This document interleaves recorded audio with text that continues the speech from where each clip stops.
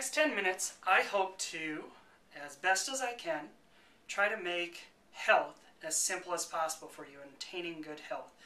I'd like to do this using an illustration of comparing the human body to a car, because I feel that a lot of people understand the basics of how to drive the car, the basics of management of a car, and I think for a lot of us that health in regards to the human body has become very complex because there's so much research out there. Research that says you should do this, and then research says you shouldn't do this. And so my hope is to get back to the roots, get back to the foundation of what health is, and to try to hopefully explain it in a way that you and I and everybody can understand it, or at least make sense to the common sense, so that we can start making baby steps to get healthier. And so you may be asking yourself, how can you compare the human body to a car? And here's the reason why I feel we can do this. When we get back to the basic foundations of what science is, and that's physics, when we get back to the physics or nature, the laws of physics or the law of nature, it says that energy cannot be created nor destroyed, it is transferred. That's a principle, it's a law of physics. Again, I want to repeat that. Energy cannot be created or destroyed, it is transferred. And so what it's saying, in all systems, energy is just transferred from one level or from one system to the next. And so whether it's a car, whether it's a human body, the human body is a system, a car is a system. So you can compare those elements.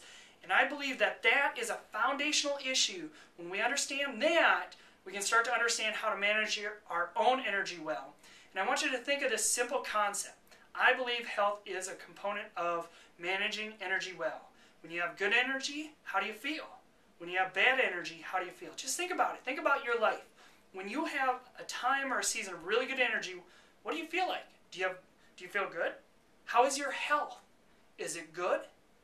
Now think of it in the times or the seasons when you didn't have good energy. How'd you feel? How is your health?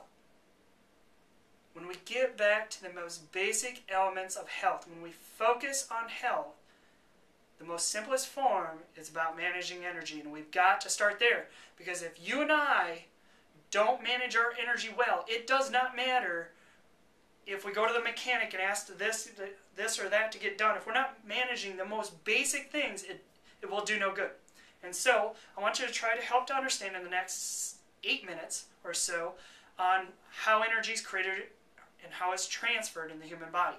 There are two organs in the human body that transfer energy throughout the body. One is located at the neck, and that is the thyroid. The thyroid is called the major regulator of metabolism. When we all think of metabolism, we think of weight gain or weight loss, right? So metabolism is a lump sum of who we are, and it's what creates the energy. It's a major regulator. It's a control factor of energy throughout the whole body. But it has a friend that helps itself out. There's a second organ called the adrenal glands. The adrenal glands sit more in the midsection of the human body, and it sits on top of the pancreas. The adrenal glands are there for us for a protective mechanism. They're often known as the fight or flight organ. And so you want to think of that. The adrenal gland should be there. That's adrenaline. That's when you need it. When you need to fight or you need to flee. It's when a lion jumps out and you either got to fight that lion or you got to run like the Dickens until you can rest. That's what the adrenal glands were there created for us primitively. Now, I have a theory, and there is research out there that maybe it's not as mainstream, but there is research out there, and there's a lot of conversation around this, that when we get back to the basics elements of energy, let's look at those two organs and their role. And so let's go to the car. I want to think of a hybrid car and use that as an analogy of the human body. Because again, our goal is efficient use of energy. And so when we get back to efficiency, we look at the hybrid. A hybrid car, the goal of it is to have a smooth, consistent, conservative, manage energy well. And so when you look at a hybrid car, it has two components. It has the battery, which is made to run on primarily, unless you need to step on the gas in the case of fight or flight, and accelerate that car.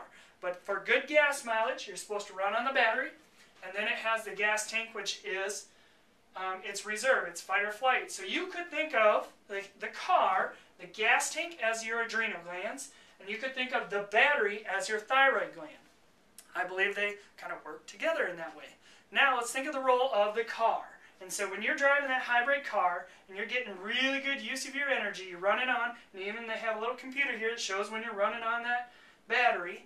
But now when you kick on that gas, can you run all day on running on adrenaline? You can't. That car would overheat. That's only made there for short bursts of boom, boom, boom, go, stop, go, stop. but it cannot, and it has reserve. This is a gas tank. You can run out of gas. Adrenal glands can run out of gas. It's called adrenal fatigue. And so you have to know that, and there's different stages of adrenal fatigue.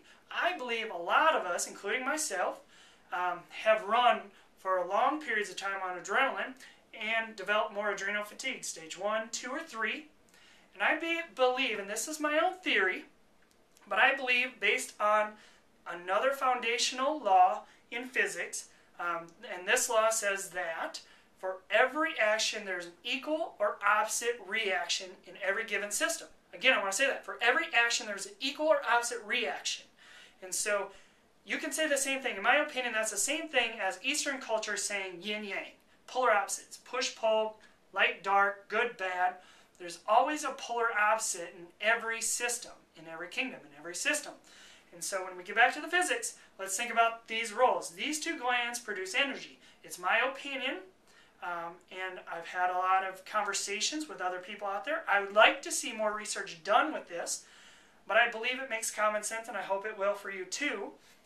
And again, I just want to say this. My goal is not to prove a theory or my own theory. It really is not. I hope somebody will take this, run with it, and in fact, I encourage some smart researcher, please go do research on this and get this theory out there and take your name and you can go with it.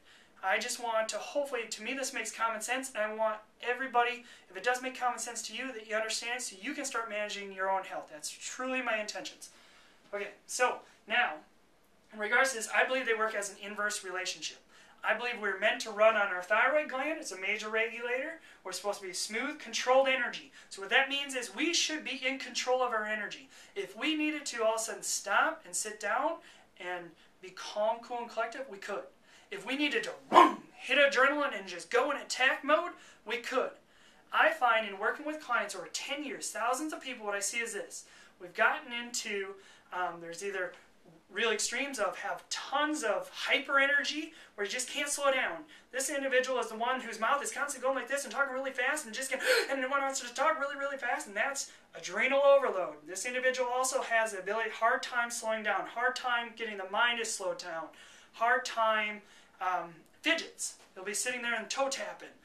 That's generally when you're on adrenaline really high up. Now the polar opposite is when you're really low, have no energy, depressed mode.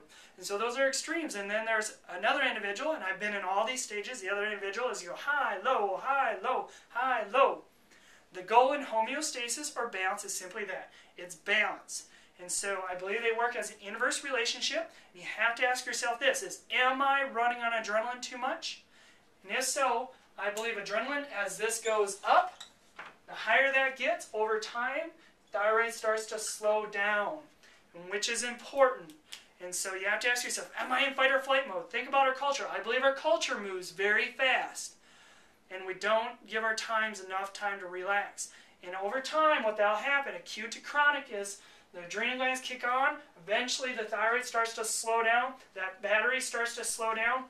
And think of the battery in like your car, of all of a sudden, if that slows down, what starts to happen? All the other systems start to slow down in the car. If you go turn on, the engine doesn't turn around. All of a sudden, buildup starts to happen in your oil, kind of like buildup in blood.